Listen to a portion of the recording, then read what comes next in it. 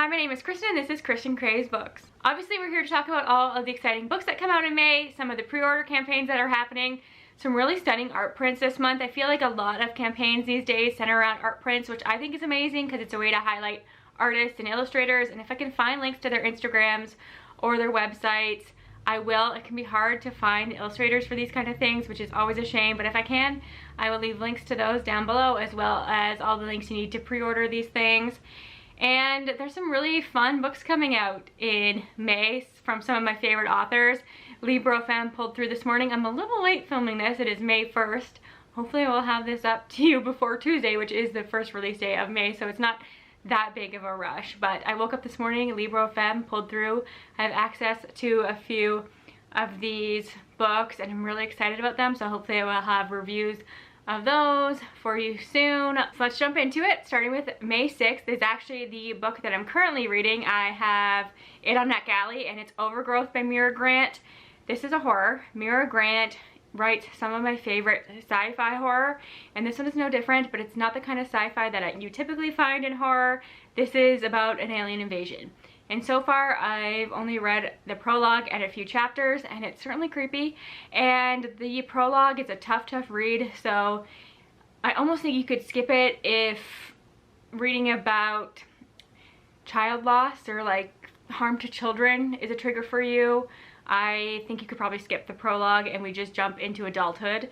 So I think you can probably skip that and get the gist of what is happening in the story, but it was well written. It was certainly harrowing. And it's following a woman named Anastasia, and she has told people since she was 3 years old that she is an alien and that her family is going to come to get her and there will be an alien invasion. And obviously everybody around her just thinks she has an active imagination, but it's not something she ever grew out of. Everybody just thinks she's kind of quirky, and she learns to adjust and how to be more human. So in the chapters I've read so far, it's really just her going to work, having roommates, trying to socialize and stuff like that, which is really interesting.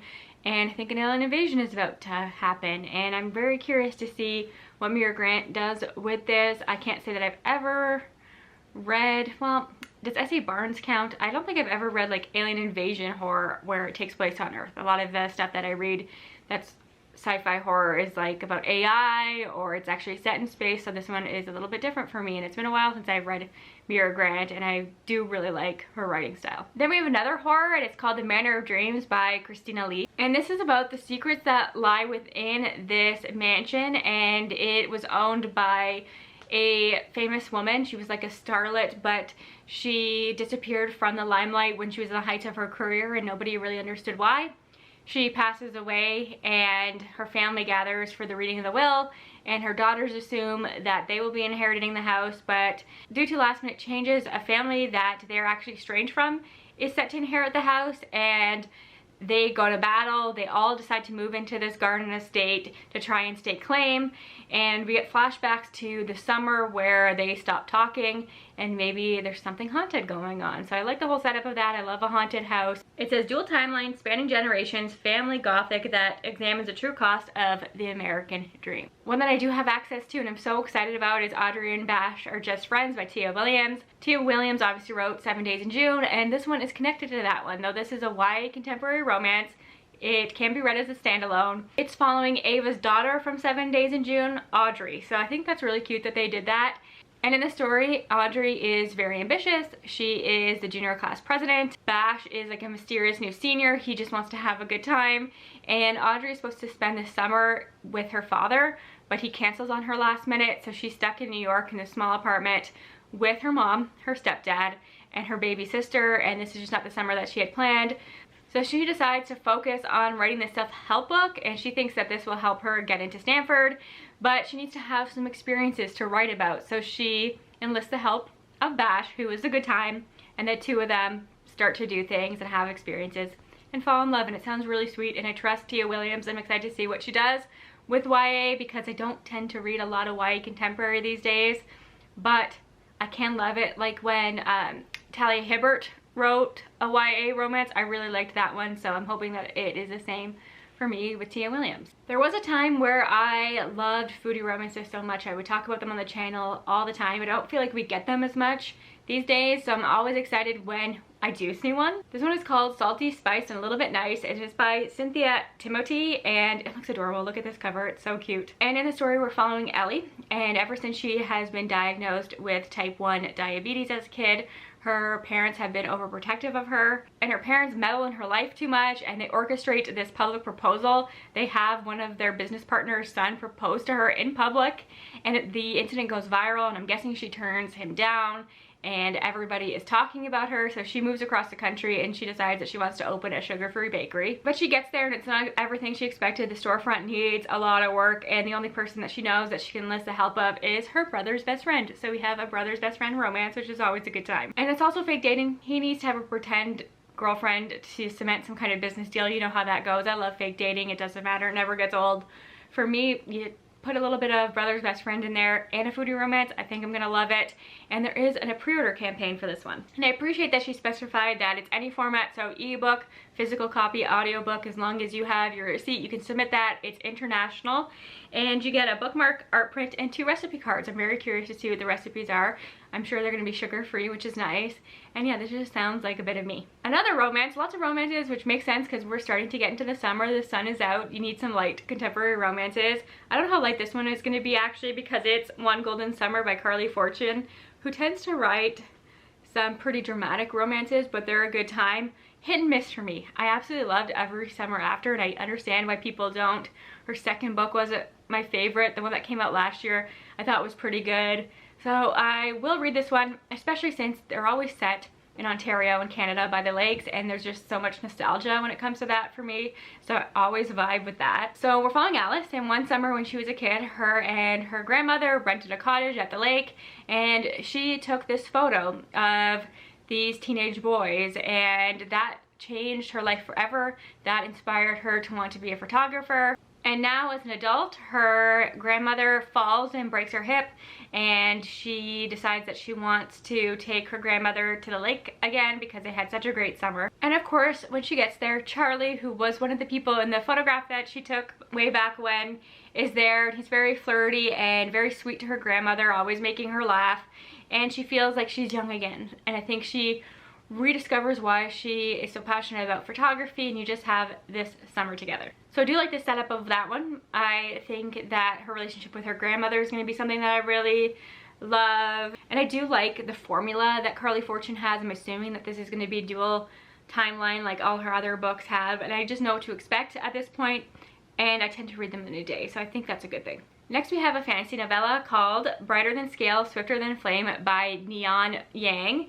And this is a queer Asian-inspired fantasy, which we love to see, and it's about a renowned dragon slayer who never takes her armor off in public. It's set in an independent nation where dragons are loved and well respected, and we're following Yiva, whose face has never been seen in public, but they are a hero born to a birthright that makes them suited for their task, and their task is hunting dragons. So Yiva's goal is to woo the queen of this nation, and the queen is obviously suspicious, but they have a whirlwind romance, I assume, and I will take more fantasy novellas. You don't come across them as often, and I like them every once in a while, and this one sounds really interesting. Can you believe we're still on May 6th? Okay, then we have Detective Auntie, and this is by Uzma Jalaluddin, who wrote Aisha at Last, which was a contemporary romance that I really, really liked, and I have another book by her on my physical TBR somewhere, which I should get to. And these are also set in Canada. All her books are also set in Canada, and those ones are contemporary romances. This one is more mystery, and the vibes that I get from the cover is that it leans more cozy, something like Vera Wong, you know, that vibe, and I am curious to see what she does with that. I think I will have a fun time with something like that from her. So we're following an older main character, which we always love to see, and she wakes up to a call that her daughter has been arrested for murder, and apparently she murdered her landlord, and our main character has to travel back to Toronto, which is a place she hasn't been in many, many years. And upon her arrival, she sees that her community has changed quite a bit. It's not the same place where she raised her kids. There are a lot of crimes that are being committed and going unsolved within the community. And her daughter's landlord was found dead in her daughter's store with a dagger in his chest, which is something that the store sells, I believe. So obviously she is a suspect and has been arrested, but her mom doesn't think she did it, and she's determined to solve the case. So she gets together with some old friends and her granddaughter, and they work to figure out what is going on. And I haven't read anything like this in a minute, but this one sounds fun, and I know that I like this author. Silver Elite by Danny Francis is a book that just came on my radar because Cassidy from Covers with Cassidy, I think she said that this is her best book of the year. She posted a reel on Instagram, so I will leave a link to that down below if you want to see why she recommends it so much. But obviously that caught my eye. It's a fantasy romance.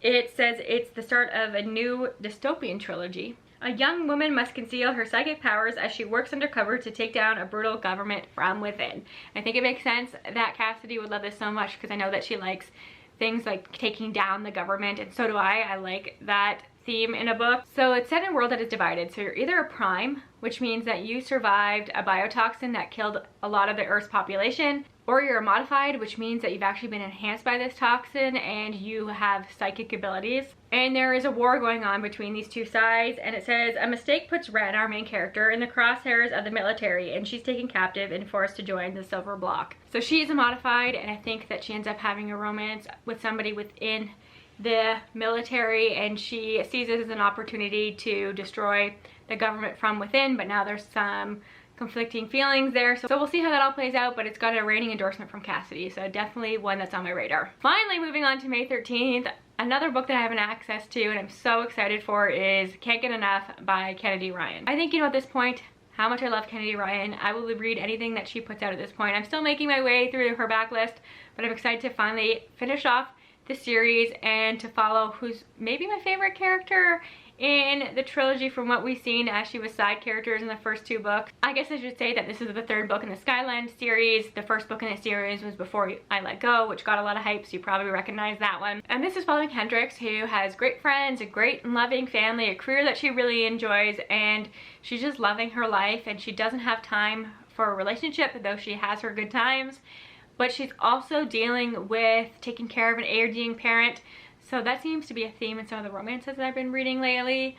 So if that's something that might be hard for you, know that, because Kennedy Ryan always has some difficult themes in her books, but she does it so well. And I know this will have me in tears because she always does that to me, but I can trust her. And she ends up meeting a tech mogul named Maverick. And it's very vague in the synopsis. It just says that it's a forbidden romance. So I don't know why it's forbidden. I'm very intrigued to find out, and I really love this character. And there are two pre-order campaigns in this one, and one is to support Black bookstores. There are a ton of bookstores that are participating, so I will leave the graphic and the links to that down below. There are quite a few of them, but if you do that, you get a character art print, a signed book plate, and a sticker that says you're supporting a Black bookstore.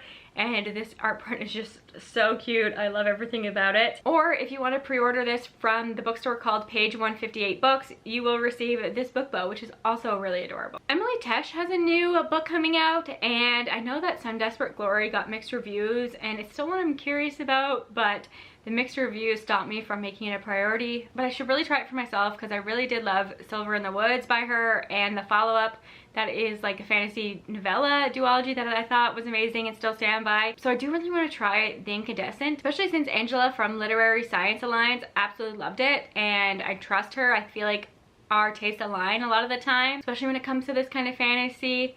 And it's being described as Naomi Novik's Skullament series, which I haven't read. Me, it's Plain Bad Heroines, which is one of my favorite books of all time, and I don't talk enough about it on the channel, and I don't think that it's comped enough. I need more books that are kind of similar to that because I just love everything about it. So that definitely intrigues me as well. And the tagline is, look at you, eating magic like you're one of us. It's set in magical school, which makes sense given the Skullament series comp. And we're following Dr. Walden, who is the director of this school, and she's one of the most powerful magicians in England. It says demons are masters of manipulation, and it's her responsibility to keep her school with 600 students safe, even if it means from herself. So that little line at the end definitely caught my attention, and I trust Angela on this one, and I do like Emily Tesh's writing, so I do want to read a full-length novel from her, and I think this is the winner. This next one I kind of just stumbled upon randomly, and it screamed Kristen to me, so I wanted to include it. It's called Isabella and the Pot of Basil by Oliver Darkshire. Look at the cover, definitely my vibe. It's giving cozy. It says a world of sentient animals, talking plants, and shape-shifting wizards. So it's following Isabella. She lives in this tiny farm on the edge of a village, and she is kind of miserable with her life. She's just trying to get through it, and she spends her days trying to tolerate her husband, fending off her neighbors, and cooking. And one day her husband comes home with a spell book that he bought from a local wizard, and she figures she'd have a little fun with magic, and that's where the whole story begins. It says that it leads her on a journey of self-discovery with a grouchy cat-like companion. You know that's gonna work for me, and the cat-like thing kind of gets me. It says a world full of enchantment, folklore, as well as goblins, capitalism, and sorcery. I also just want to mention that A Curse Carved in Bone by Daniel L. Jensen is coming out. This is the sequel to A Fate Inked in Blood. I won't go into too much detail about what the second one's about because I don't want to spoil it. Just know that it is a Norse-inspired fantasy romance, and I do like Daniel L. Jensen's writing. I didn't love this one as much as The Bird Kingdom, but I'm still intrigued about where the story is going. And the reason I want to mention it is because there is a pre-order campaign, so you can submit your receipt and you will get the signed bookplate. Okay, moving on to May 20th. This is one I know so many people are anticipating, and it is The Night and the Moth by Rachel Gillig.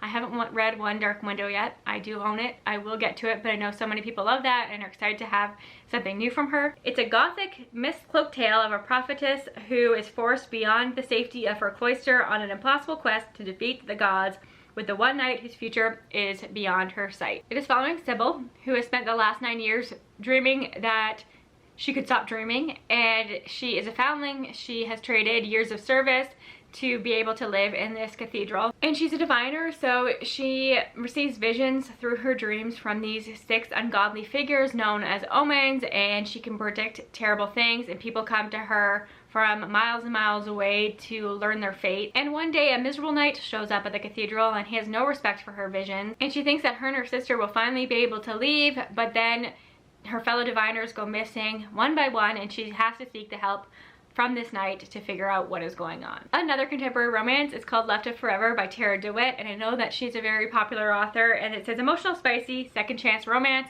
And I know that second chance romance isn't for everybody, but I have found that I actually do like it if it's handled well. So I know that this is a beloved author, so hopefully this is something that will work for me. It's following Brandon and Ellis, who fell in love when they were kids. They had their son when they were teenagers. They got married, they moved to a coastal town and started a life together, but then everything fell apart for them. And we are years later, they're in their 30s, they are now divorced. She owns a bakery, he's a firefighter, and they are moving their son into college, and he convinces her to road trip back home with him. And I think over the road trip, I think it's along the California coast, they start to reminisce and talk things out, and maybe they fall back in love. I think if the communication is done right in this one, I could really love it. Road trips aren't always my favorite thing, but I'm definitely open to trying this one, and it's giving me summery vibes, and that's what I want. And there's a pre-order campaign. So if you pre-order from Capital Books or Naughty Novels, you get a sticker and an art print. And the final contemporary romance on my radar for May is Not Safe for Work, and this is by Nisha J. Tooley and Robin from Paperbacks and Planners. Love this one. I think she said it was the best book that she read in April, and that made me really excited because I think Robin's someone whose taste when it comes to contemporary romance aligns quite a bit with mine, so I will always go to her Instagram. Especially, I will leave a link to her Instagram down below. If you love graphics, you have to go and see her Instagram. She puts a lot of work into that, and this one caught my eye right away. And I think you can see from the cover, it's giving tropical, it's giving summer, and that is what I'm looking for. It says rival engineers dabble in personal chemistry while at a tropical company retreat in this smart, zippy rom-com. It's following Trishara, who is an engineer, and she's always had dreams of breaking the glass ceiling at her company, but she's dealing with white male privilege and nepotism. And when a big promotion comes up, it is given to the boss's son, so she is rightfully furious about that because she thinks this is a position that she deserves. And she is then asked to go on this company retreat, and she sees it as a great opportunity, so she goes for it. And also it'll be somewhere warm and a nice kind of vacation, so she goes for it. And obviously the boss's son is there and she wants to avoid him, but that becomes impossible. And the reason that becomes impossible is because through a booking error, they are forced to share the honeymoon suite. So we have the one bed trope, I assume, and forced proximity, which I know so many of us love and appreciate. And it says, as they vie against each other during aptitude tests and team building exercises, Tris begins to realize Rafe might not be the villain after all. With her dreams at stake, can she learn to trust the man who might have been standing in her corner all along? And speaking of beautiful art prints for pre-order campaigns, this might be one of my favorite ever. I just love everything about the vibe of this one. So if you pre-order from Tropes and Trifles, I'll have to see if they deliver to Canada, because I'm so tempted, because I trust Robin's recommendation and I just think this art print is so stunning. I don't know what it is about it, but I will be following this illustrator on Instagram, that is for sure. So if you pre-order from that bookstore, you will get that. It's so pretty. Caitlin Sterling is a horror author who I want to love, and I did like things about the death of Jane Lawrence, but that was years ago and I haven't really read anything that she's put out since.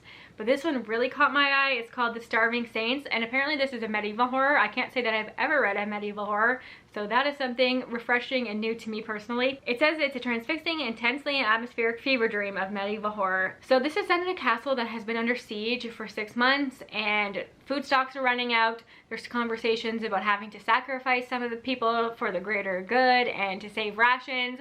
And just as they are about to do that, suddenly the food's restored, the sick are healed, and the Constant Lady and her saints have arrived to save the day in return for adoration. And we're following 3 women who all have different perspectives on this situation as the castle descends into madness, forgetting the massed army beyond its walls in favor of hedonistic ecstasy. These 3 women are the only ones to still see their situation for what it is. But they are not immune to the temptations of the castle's new masters or each other, and their shifting alliances and tangled paths bring violence to the surface. To save the castle and themselves will take a reimagining of who they are and a reorganization of the very world itself. Sounds so unique, so definitely wanted to give Caitlin Sterling another try. And there is a pre-order campaign, and it's really pretty. If you pre-order from Copper Dog Books, you receive a character art print and a pin that looks like a pomegranate, and I bet that's really cool. I like when they include pins in pre-order campaigns as well. Moving on to May 27th, we have 3 more books and then I can let you go. First up, we have These Vengeful Gods by Gabe Cole-Novoa, and the tagline for this is, "The descendants of death will have their revenge." In a world bound by violence, a teen descended from the god of death must keep their true identity secret as they fight their way through a gladiator-style competition towards victory and rebellion against the gods who murdered their family. So it's a YA fantasy. If you like competition stories, this might be one to check out. So years ago, the descendants of the god of death were murdered, though some are in hiding, and that is where our main character comes in. Their name is Crow, and they have been hiding their magic, and they live with their uncles in the lowest part of the shallows, and it says life in the shallows is tough, but Crow's even tougher. Hiding their magic has made Crow resourceful, cunning, and unbeatable, which comes in handy as a fighter in the city's lucrative underground fighting ring. Then Crow's uncles are arrested for harboring death children. With fists tightly clenched, Crow vows to set their uncles free. But to do that, they're going to need to enter a world that threatens Crow's very existence. Carefully navigating the politics of the wealthy and powerful, they enter the Tournament of the Gods, a gladiator-style competition where the winner is granted a favor. As they battle their way towards the winner's circle, Crow plans to ask the gods for their uncle's freedom as a reward. But in a city of gods and magic, you don't always get what you want. You take it. So much about that appeals to me. Very excited that Catherine Rozakis has a new book coming out because Dreadful was one of the best books that I read in 2024. This one seems a little bit different, but right up my alley, a little bit quirky. It's called The Gwimmer Grammar School Parent-Teacher Association. So it's following these 2 parents, and they're recently bitten by a werewolf child. And when their daughter is bitten by a werewolf, they are taken to this arcane school and introduced to this whole society that they didn't know existed. So they're dealing with that while also dealing with the typical things that parents of any child would deal with, like PTA meetings and things like that. It says, reeling from their sudden move, Vivian finds herself having to pick the right sacrificial dagger for Arya, keeping stock up on chew toys, and play PTA politics with sirens and nymphs and people who literally can set her hair on fire. As Vivian careens from hellhounds in the school corridors and demons at the talent show, she races to keep up with all of the arcane secrets of her new society. Shops only accessible by magic ports, the brutal trials to enter high school, and the eternal inferno that is the parents' WhatsApp group. And looming over everything is a prophecy of doom that sounds suspiciously like it's about Arya. Vivian might be facing the end of days just as soon as she can get her daughter dressed and out the door. So it sounds quirky. Really into it. I love this author's sense of humor, or at least I did in Dreadful, and I think we're gonna get some of that in this as well. And finally, we have a new book from Django Wexler. You know I love Django Wexler. No secret that The Ashes of the Sun and that whole series is one of my favorites ever. And this is actually the sequel to How to Become a Dark Lord and Die Trying. And as I'm sitting here, I'm realizing I haven't actually read it yet, which is a shame because I love Django Wexler. I started it and some of the humor wasn't exactly what I was expecting, but I think now that I know that, I can go into it with a better idea. And last year we got quite a few books where the main character is a villain, including Dreadful, and I love that, but I think it was burnt out and they all came out around the same time and it just kind of got lost in the shuffle for me. But now that the sequel's coming out, and the sequel's called Everybody Wants to Rule the World Except Me, which makes sense, and because that's coming out, now I have more motivation to read the first one, and I know that I do love this author, so. And a lot of people loved that first book. I just have to have the right expectation. Okay, so those are all the books that are on my radar in May. Let me know if I missed any, if you read any of these, if you had early access to any of them, your thoughts on them, if you're excited for any of them. Tell me all the things in the comments, and I will talk to y'all soon. Bye for now.